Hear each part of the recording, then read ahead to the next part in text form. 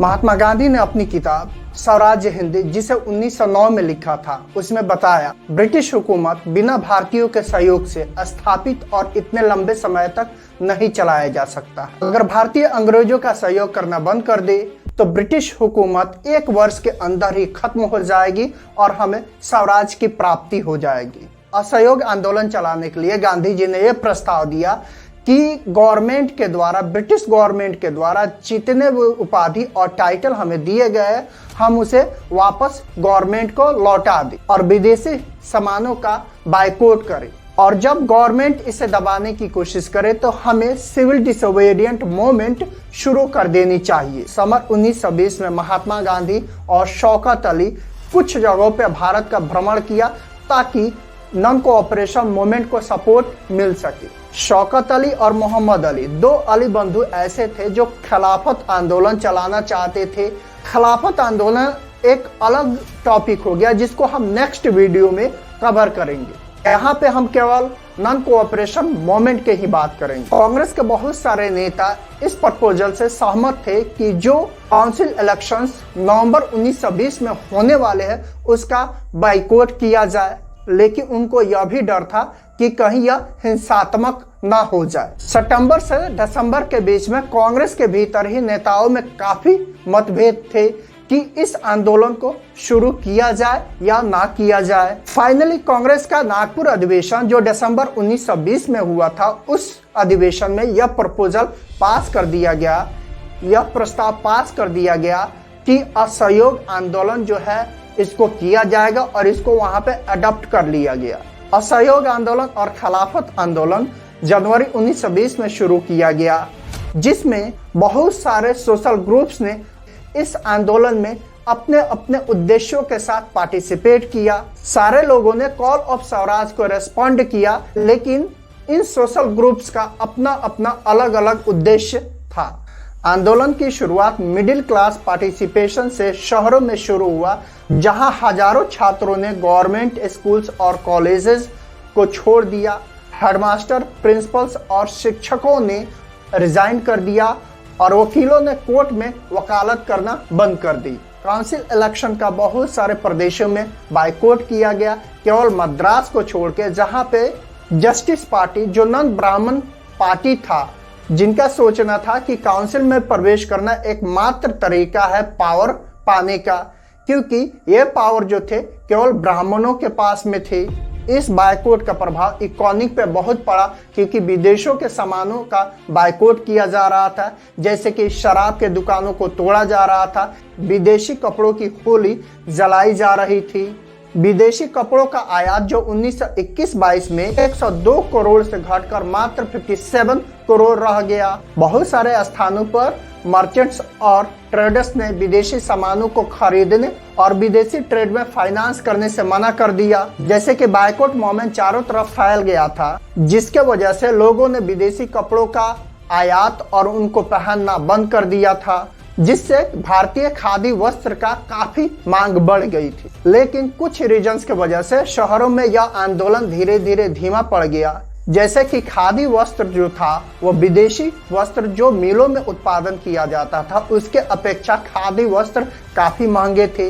महंगे होने की वजह से खादी वस्त्रों को लोग नहीं खरीद पा रहे थे।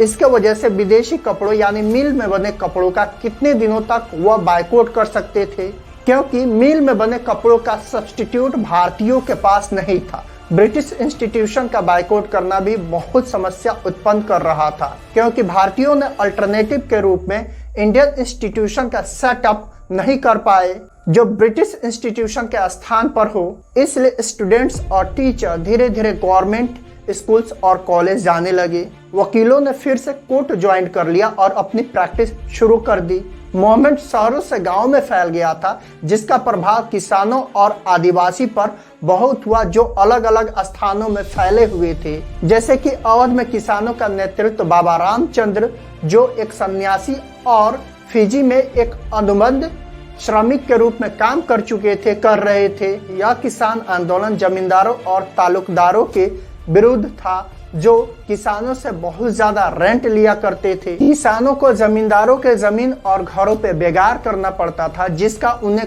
कोई पेमेंट नहीं दिया जाता था। किसानों का अधिकार उनके खेतों पे नहीं होता था और उन्हें उनके खेतों से कभी भी बेदखल कर दिया जाता था। किसान आंदोलन ने यह मांग किया कि रेवेन्यू में रिडक्शन हो और बेगार को खत्म किया जाए। किसानों ने दमनकारी जमींदारों के विरुद्ध सोशल बायकॉट शुरू कर दिया, जैसे कि नाई धोबी बायकॉट, यानी कि नाइयों ने हजामत करना बंद कर दिया और धोबियों ने उनके कपड़े धोना बंद कर दिए। जून 1920 में जवाहरलाल नेहरू अवध के गांवों में जाकर किसानों से बात करना शुरू कर दिया और उनके दुखों और समस्याओं को समझने की कोशिश की। अक्टूबर 1920 में अवध किसान सभा स्थापित किया गया, जिसके अध्यक्ष बाबा रामचंद्र और जवाहरलाल नेहरू और इनके साथ साथ बहुत सारे मेंबर बने, जिसका काम किसानों की समस्याओं और दुखों को सुलझाना था।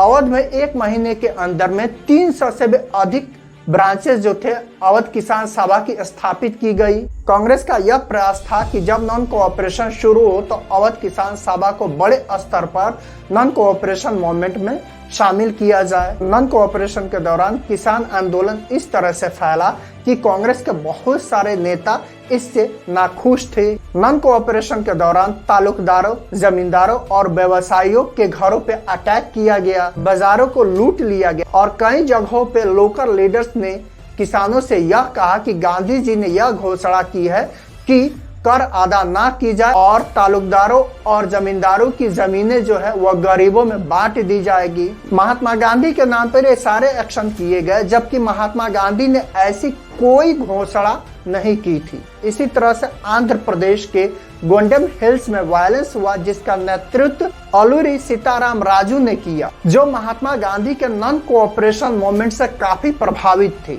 इसी तरह से असम में टी प्लांट में काम करने वाले मजदूरों ने भी विद्रोह कर दिया। हालांकि ये सारे विद्रोह कभी सफल नहीं हुए और ये भी बहुत इंपॉर्टेंट टॉपिक है, जिसको हम अगले वीडियो में फिर से कवर करेंगे। 1 फरवरी 1922 को गांधी जी ने यह घोषणा किया कि यदि सरकार राजनीतिक बंदियों को रिहा कर नागरिक स्वतंत्रता बहाल नहीं करेगी और प्रेस से नियंत्रण नहीं हटाएगी तो वह देशव्यापी सिविल डिसओबीडिएंट मूवमेंट छेड़ने के लिए बाध्य हो जाएंगे। यह आंदोलन सूरत के बारदोली तालुका से शुरू होने वाला था, किंतु यह आंदोलन शुरू होने से पहले ही चौरी चौरा की घटना कहीं कहीं 4 और कहीं कहीं 5 फरवरी 1922 घटित हुई, जिसमें 22 पुलिसकर्मी मारे गए। अब चौरी चौरा की घटना एक अलग घटना है, जिसके बारे में हम नेक्स्ट वीडियो में बात करेंगे। ये काफी इंपॉर्टेंट टॉपिक है। इस घटना के तुरंत बाद 8 फरवरी 1922 को गांधी जी ने नॉन कोऑपरेशन मूवमेंट को वापस लेने की घोषणा कर दी, क्योंकि गांधी जी के आंदोलन में हिंसा के लिए कोई स्थान नहीं था।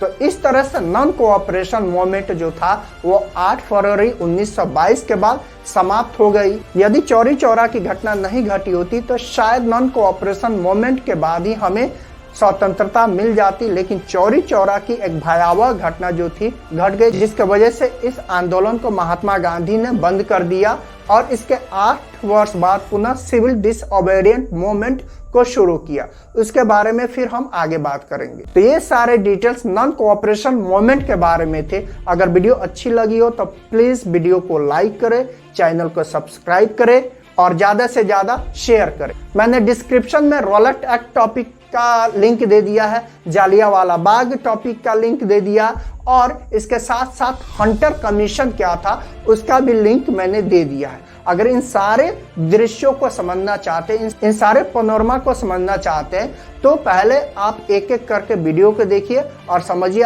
बिल्कुल ये सारी घटनाएं आपको स्पष्ट होती जाएगी। तब तक के लिए जय।